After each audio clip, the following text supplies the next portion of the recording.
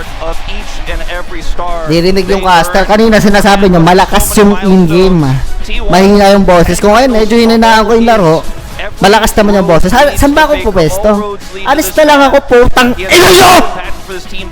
Even in some of their toughest losses, he made huge impact. You can just give this up and go for the dragon instead. Yeah, Weave as well, coming on through as Faker going to join the rest of his team. Doran just watching, well actually not, tunneling around, burrowing. Guys, just go dragon. Oh, here's another possibility. Is the Magnet Storm coming Dalawa, on? Chains of Corruption are not going to be enough to stop this one. Sarap. Kaya pa, walang flash yan, pre. Walang flash yan. Absolutely nowhere to go. It's a double as the burst fire. In big time, you can collect big time. Wala kang flash. May ads naman. Putang ina talaga. It's Lucian. Yo. Sobra init. I feel like Combo Life actually is the most consistent team. Pati kasi ganitong oras nag-live yung Korea, no? Tangina, hindi nila alam, sobra init sa Pilipinas. Mag-50 na init dito, hype na yan. Baka magreklamo na naman mga basher. Di naman makita live. Sige, baban natin yung Trandem. A champ he's really comfortable on. He showed he can play the Zeri side of the matchup. So if Lucian Nami does come out for Hanwha Life, I think T1 is still fine. Yeah, I think now they're saying we're taking away the. He's just going to be sitting back. Ang lakas ni Christian PH, eh, no? Ang lakas mag-mid, eh. Damage by player here for Hanwha Life. Yeah, full information also goes over to the ward positioning as well. Just not exactly the greatest. Tangay na mo, na-miss na naman yung kano. No, Doran. We've talked about. Si Tito Pau yan eh. Sino? Si Faker? Si kamukha nga ni Christian PH eh. Ayun o. Yeah, I mean bot lane. Akala ko nga si Christian PH eh. Zeus was put down in lane swap in game 1. They didn't ultimately end up winning the game, but he was able to get a ton done on the Zeri. Oh, they have spotted that Gumushi is possibly alone. There's the paranoia. Nice! He flashes on top of the CC. Ay, tangina natulak. Ano ba yun? He's just going to get them out of there. Zeka will turn up. They do manage to take down the Varus, but the Zeri, nothing she can do. Wala talaga. Let's just say, you know, the first gank, the first attempt completely backfires. And as soon as I saw the paranoia come out and then things go dark, I had question marks over my head. Is this even work out? You don't have prio, you don't have control. And Delight will get taken out here as well. Corner! Well, I got a least board. Ano na nga, boys? We actually want to go for this, but it's like, look, if we Naubusan don't ako get ng something from this, it's going to be really bad. Hanwha, ano ah. He's back and it hasn't been his day. He is a player that has required a day. Now that was Ayun! there for Gumushi, but there is no way he's surviving this one. Peanut able to lock one down. Nakulangot na lang pala. So there is the first one for the Nocturne. Could it be a plate that might go over to Zeka here? Nadali ng kulangot si Varus. Nalibang eh. You can just give this up and go for the dragon instead. Yeah, Weave as well, coming on through as Faker going to join the rest of his team. Doran just watching, well actually not, tunneling around, burrowing. Guys, just go dragon. Oh, here's another possibility. Is the Magnet Storm coming Dalawa, on? Chains of Corruption are not going to be enough to stop this one. Sarap. Kaya pa, walang flash yan, pre. Walang flash yan. Absolutely nowhere to go. It's a double as the burst fire. In big time, you can collect big time. Wala kang flash. May ads naman. Putang ina talaga. Oy, Torre. Very good.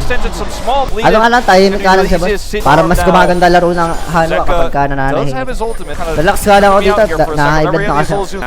For the Zeri, so a minute and a half until that dragon. It's a big, and I think all summon's going to be backed up. Oh dear, Empress tinulak. is going to throw Carrier back. That is Kaya kanina ka pa nag-throw kaibigan. Ganito rin nakakabawi kami. From the burrowing Kaya ba, natatilt lang sila. Kawawa si Doran nito. Pag walang rumes po kay Doran, kawawa sila. Just going to give up the dragon here and look to try to push Doran.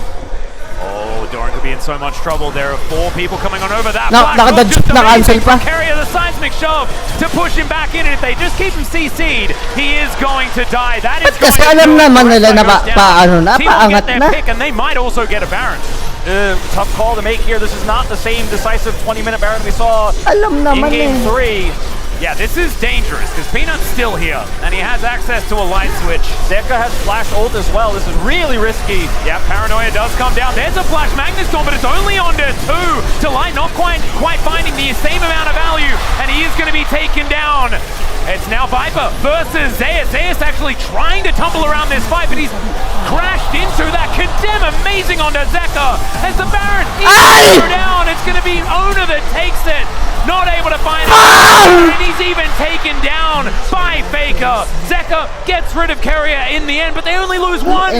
Such a scrappy passage of play, but Ang ganda nung T1 ginawa real nila strong, doon. managed to Nag-push Jesus. secure the Baron Sinuportahan and straight nila. up and kills there.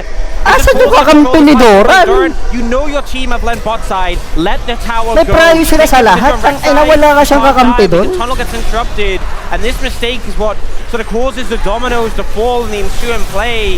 T1 do a pretty fantastic job of trying to limit Peanut's access, keeping their health at about 4,000. And Carrier, Zeus just such a threat here. Carrier has lock-in, so he can actually commit to that play there to deny them entry and then continue to actually tank up the damage. And then the condemn here into Zeka's attempted shuffle. Oh, ayun so na well mo, timed, so well played. binalasaw. Zeus knows he has it, gets an extra auto, sets up for the condemn, gets a knock into the wall, and it's a free Baron there. Faker gonna take Peanut out on the exchange, and yes, Zeka does get one kill here. Pero na Doran yun, that ginid niya na nga lang eh. Bad, but when they're on form, even when it looks messy, when it looks hectic, the clutch decisive decision making ends up favoring them. And now, sort of a fight over a red buff here. Not sure that's the objective. Yeah. Do you really care that much about? Uy, It's a gumayo. bit difficult, the positioning here. T1 a little bit worried about these choke points. As Delight has one heck of a flank angle. As information trying to be picked up here. Ona might be their target as Paranoia comes on in. Pwede. Ona able to talk to the rest of his team. Crescent Guard does come out. He's taking a lot of damage, soaking a lot of damage. But it's not going to be enough, and the kill goes over to Viper. There is the pick on to the jungler, but I mean, what are you going to take? Yeah. Baron's already gone. Ayan na tayo, boys. Ba't kasi Ona's bait gonna be up up from eh? that. Oh, Faker. Oh no, Ang there's dami! down comes on in, and Peanut, he will be able to get the fear off. Yeah, he does manage to get the rocks down, but that is going to be the last auto, and that one might actually be impactful. Basta sa yung mga ano yan. Kakausapin ko lang ng mata-mata mga T1 fans. Kaya boys, kung inutang niyo pa yung lempo nyo ngayon, ibalik nyo na yan. And they are just not going Ako to give up naaawa on sa the series. inyo. They're going to consing all of those Ang ina migrations. mo, ito ang belong hinahanap ni Bossing. Massive spike. this is IE's area as well, so this is really fast. Yeah, really fast, and also it's 3 Mountain Dragons if they get this. Ona is likely to be able to get in there though. That is going to be the secure from Peanut, and there's the Black Magnet Storm. Delight getting in there. Wait, Teka! First kill is going to go over to T1. Delight now in trouble, and he is going to be taken out. And now Zeus, he is an 80 carry as well, and he is looking gigantic in this one. That is going to be him hunting Ang down. tagal ni Sega, ang puta! Peanut as well. The hook from Carrier is just too good, and T1 are going to strike again. And cut your losses, take the dragon and get out of there. Don't come Walang back. dash doon! Miningis mo naman sa bot! As look Ayan o! set up here. Ano ginagawa niya dyan? When the Magnet Storm comes down to potentially fall, Ano yung class? he's like, oh, it comes through, not the greatest, and then they continue to try to push through, and could have just taken it and gotten out. And the thing with the Rek'Sai is you're only tanky if you're able to make use of the passive, make use of the tunnels. You have to get that healing in, otherwise you're just not that tanky. Wala naman, di naman pushing lang yun. Wala naman minings dito eh. Quicker than I think he expected. Ang ginagawa ni And the Sega chase doon. down potential. Wala sa si Sega ang puta. Yeah, this Nautilus guy is like pretty good. Ano ka, Taliya? Akala ko siguro Taliya siya. Zera's not doing. And obviously it's tricky. Laging because he ganyan doesn't have yan. TP, but he will Kung just kailangan siya, laging wala ang puta.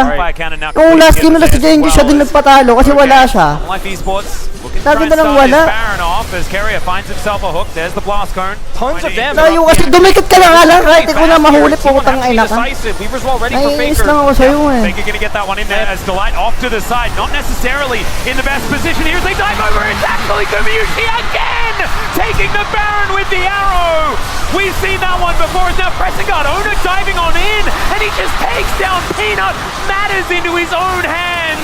And now Delight tries to go for the re-engage, but who's tankier? It is Carrier this time, and now Zeus. This is where he thrives. Viper just taking thirds of his health at a time, although dishing back. It's not even just, it's just a T1 on the Baron. Doon pa lang sa punto na nakita ko nakuha yung Baron, alam ko na yung resulta eh. Taka kasi ni Sega eh. Binudburan eh. They steal it this time, and it just gives them map control. Binudburan ng aspat paminta eh. The wall over the last course of, I mean, the whole series, frankly, even game 1 against T1's map control, it's going to take another miracle for them to bring this one back. Now 8,000 gold the advance, 3,000 on the Baron. And, it looks hopeless. I think you always have to be a bit careful when Zeus leaves without having TP, because I think that's when immediately Hunter-like people are looking for something. Well, they are definitely looking for it now. Tunnel does come in to flash out immediately from Faker. He is not risking it. He knows exactly what you say. But they just burn Paranoia. Kalahati buhay, ang hapde. Oh, the Black Hook, and he manages to find Zeka!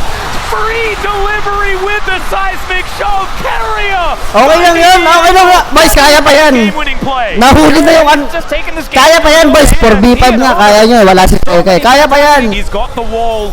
He can just build that. He is going to put that one together now as Peanut. Taka na, uhuli si Peanut na ipit. Can they win the smite is the question. Great spell shield. Let's go, let's go. Down, and that's the engage here from Ona. He tries Walang to kukurap. hold on.